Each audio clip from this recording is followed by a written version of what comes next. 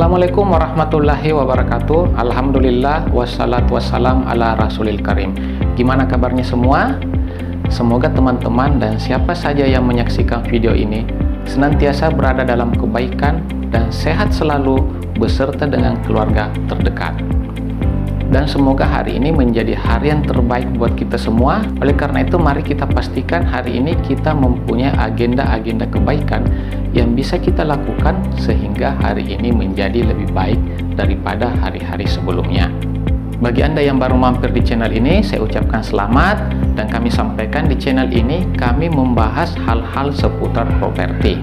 Baik, pada kesempatan yang singkat ini saya akan membahas satu hal yang Anda bisa gunakan ketika Anda ingin merintis ataupun mengembangkan usaha Anda. Modal berupa uang merupakan hal yang sangat dibutuhkan oleh setiap pengusaha.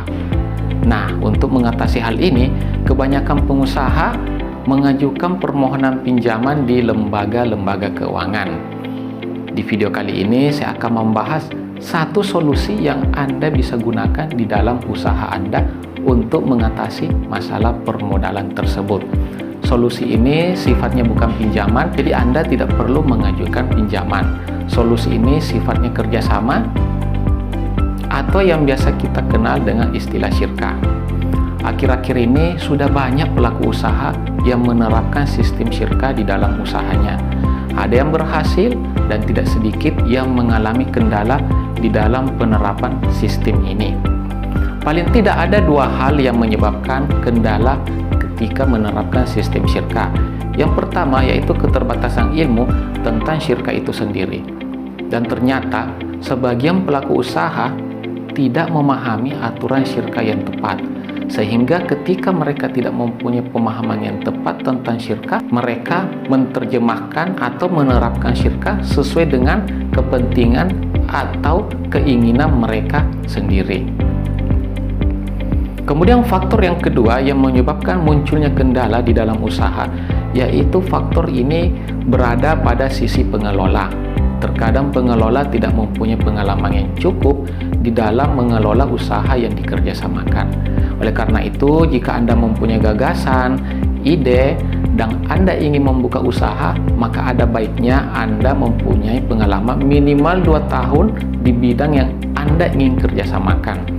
Karena jika Anda tidak mempunyai pengalaman, maka dana yang terkumpul bisa saja menjadi hilang begitu saja karena tidak adanya kemampuan mengelola dana tersebut.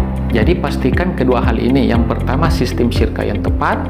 Yang kedua, Anda selaku pengelola mempunyai pengalaman yang cukup, keterampilan, keahlian, dan kapasitas di dalam mengelola usaha yang ingin dikerjasamakan.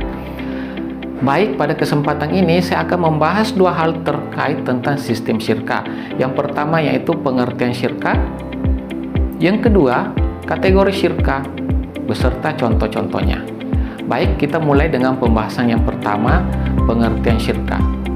Pengertian syirkah secara bahasa artinya berkumpul, bersama, sehingga terjadi percampuran, yang mana ketika terjadi percampuran, maka sulit lagi dibedakan antara yang satu dengan yang lainnya.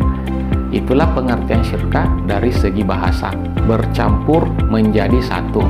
Kemudian pengertian syirkah dari segi istilah yaitu ikatan kerjasama antara kedua pihak dalam satu urusan tertentu.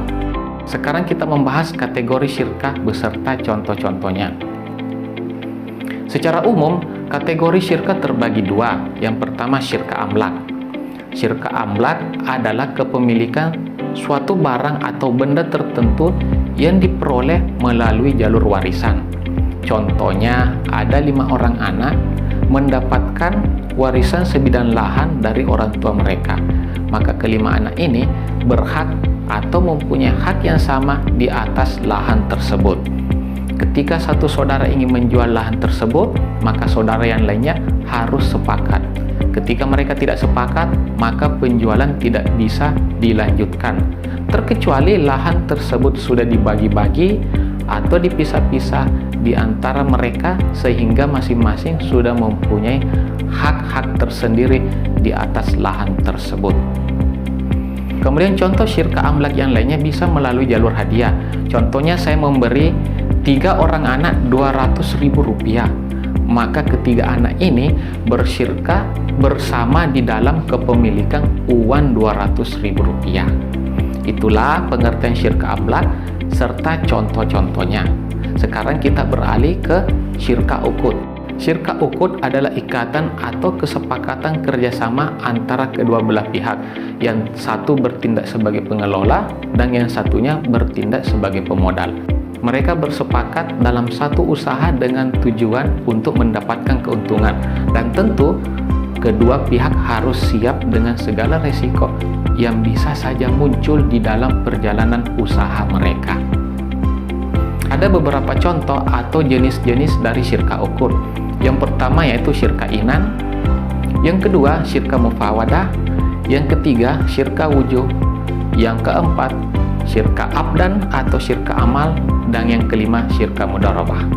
Untuk pembahasan selanjutnya saya akan membahas syirka mudharabah, aturan-aturan terkait syirka mudharabah, dan yang terpenting dari itu bagaimana Anda bisa menerapkan syirka mudharabah di dalam usaha Anda. Sebagai kesimpulan dari video kali ini, saya telah menyampaikan 2 hal. Yang pertama yaitu pengertian syirka, dan yang kedua kategori syirka beserta contoh-contohnya. Semoga bermanfaat dan semoga ini bisa menjadi solusi di dalam usaha Anda.